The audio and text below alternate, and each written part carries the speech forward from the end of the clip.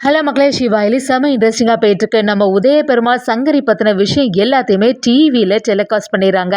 அதை பார்த்த கபிலன் பயங்கரமாக டென்ஷன் ஆகி நம்ம உதய பெருமாள் கிட்ட சண்டை போடும்போது ஒரு கட்டத்தில் நம்ம சிவாவை எதிர்த்தே நம்ம உதய பெருமாள் கபிலனுக்கு ஆதரவாக இருக்க போகிறாங்கன்னே சொல்லலாம். வீடியோக்குள்ளே போகிறக்கு முன்னாடி நம்ம சேனலுக்கு சப்ஸ்கிரைப் பண்ணுங்க, அப்படியே பக்கத்தில் இருக்க பெல் ஐக்கனை கிளிக் பண்ணுங்க. அப்போ தான் நான் போடுற வீடியோலாம் உங்களுக்கு நோட்டிஃபிகேஷனாக வரும். நம்ம கபிலன் என்னதான் சொன்னாலும் உதய பெருமாள் கேட்குற மாதிரி இல்லை, கண்டிப்பாக நான் நாமினேஷன் பண்ணிட்டு தான் வரப்போகிறேன், இந்த எலெக்ஷனில் நிற்க தான் போகிறேன்னு சொல்லிடுறாங்க. நம்ம சிவாவும் நம்ம உதய பெருமாளுக்கு ஆதரவாகவே இருந்துட்டு இருக்காங்க. அதே சமயத்தில் மோனிகாவுக்கு ஒரு நியூஸ் கிடைக்கிது. இந்த நியூஸ் சேனலில் இப்படி ஒரு வீடியோ வந்திருக்கே, இதை உடனே டெலிகாஸ்ட் பண்ணிட வேண்டியதான், எப்படியாவது உதய பெருமாள் இந்த வாட்டி எலெக்ஷனில் ஜெயிக்கவே கூடாது அப்படின்னு சொல்லிட்டு ஒரு திட்டத்தை போடுறாங்க. அதுபடியே நியூஸில் டெலிகாஸ்ட் ஆகுது ஒரு விஷயம். அதே சமயத்தில் மோனிகாவை நம்ம இந்திராணி கிட்ட ஃபோன் பண்ணி, என்ன ரொம்பவே சந்தோஷமாக இருக்க போல், உன் வீட்டிலேருந்து ஒருத்தங்க எலெக்ஷனில் நிற்கிறாங்கன்னு சொல்லிட்டு சந்தோஷப்படுறியா? நீ தான் சந்தோஷமாக இருந்தால் எனக்கெல்லாம் அது பிடிக்கவே செய்யாதே. செழியன் வேற இப்போ உன்னோட வீட்டில் தான் இருக்கான் போல, 2 பேரும் ஒன்று சேர்ந்துருவீங்களோ அப்படின்னு சொல்லிட்டு நம்ம இந்திராணியை கிண்டல் பண்ணும்போது, இந்திராணியும் தேவையில்லாத விஷயத்தெல்லாம் என்கிட்ட வந்து பேசிகிட்டு இருக்காத, யார் வந்து செழியன் கூட ஒன்று சேர்ந்து வாழ போகிறா, கண்டிப்பாக கொஞ்சம் நாளில் எங்களுக்கு டைவர்ஸ் ஆக தான் போகுது அப்படின்னு சொல்லும்போது, நம்ம மோனிகாவும் சரி டிவியில் ஒன்று டெலிகாஸ்ட் ஆகுது அதை பார்த்தியா அப்படின்னு கேட்கும்போது இந்திராணி ஒரு குழப்பத்தோடு இருக்காங்க. அப்படி என்னதான் டெலிகாஸ்ட் ஆகுதுன்னு சொல்லிட்டு நம்ம இந்திராணி பார்க்க ஆரம்பிக்கும் போது உதய பெருமாள் பற்றின விஷயந்தான் நடந்துட்டுருக்கு. அதில் நான் தான் சங்கரி வந்து நம்ம உதய பெருமாளோட முதல் ஒய்ஃபு, என்னை ஏமாற்றிட்டாங்க, இப்படி ஒரு ஆள் இந்த ஆட்சிக்கு தேவையா, இந்த எலெக்ஷனில் இவங்க ஜெயிக்கவே கூடாது அப்படின்னு சொல்லிட்டு ஒரு நியூஸ் வருது. இதை பார்த்து நம்ம இந்திராணி அதிர்ச்சியாக நிற்கும் போது குடும்பத்தில் உள்ளவங்க எல்லாருமே சுற்றி நிற்கிறாங்க. நம்ம சிவாவுக்கு புரியாமல் என்னடா இது, இதில் வேறு ஃபோட்டோ போட்டிருக்கே, இது நம்ம அம்மா ஃபோட்டோ வேறு இல்லை, ஆனால் இந்த நியூஸை யார் கொடுத்துருப்பாங்க அப்படின்னு சொல்லிட்டு குழப்பத்தில் இருக்கும்போது நம்ம செல்வனாகி இதை பார்த்து பயங்கரமாக டென்ஷன் ஆகிறாங்க.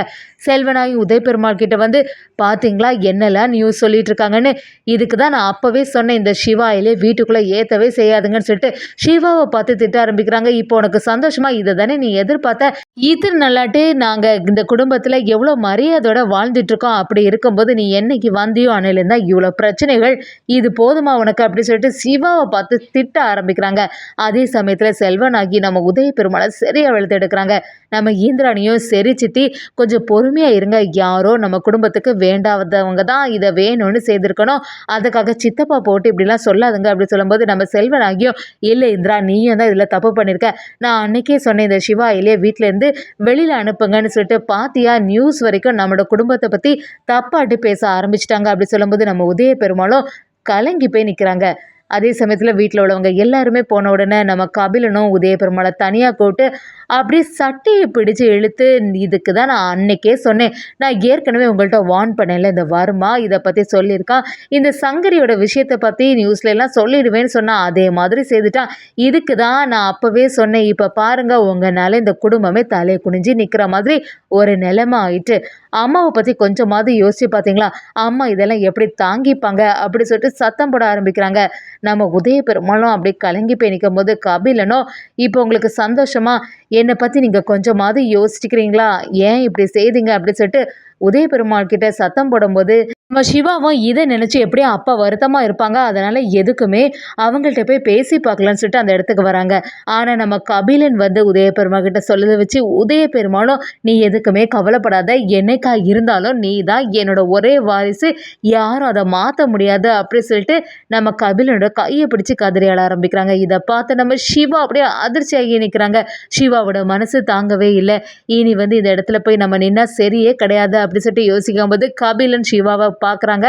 அப்படி சிவா கிட்ட ஏதோ ரொம்பவே ஏளனமாக பார்த்த மாதிரி பார்த்த உடனே நம்ம சிவா அந்த இடத்துலேருந்து கிளம்பிட்டாங்கன்னு சொல்லலாம். அதே சமயத்தில் உதய பெருமாள் மனசுக்கு ரொம்பவே ஃபீலிங்காக தான் இருக்குது. சிவாவுக்கு முன்னாடி நம்ம இப்படி சொல்லிட்டோமே, சிவாவோட மனசு என்ன பாடுபடும் அப்படி சொல்லிட்டு யோசிக்கிறாங்க.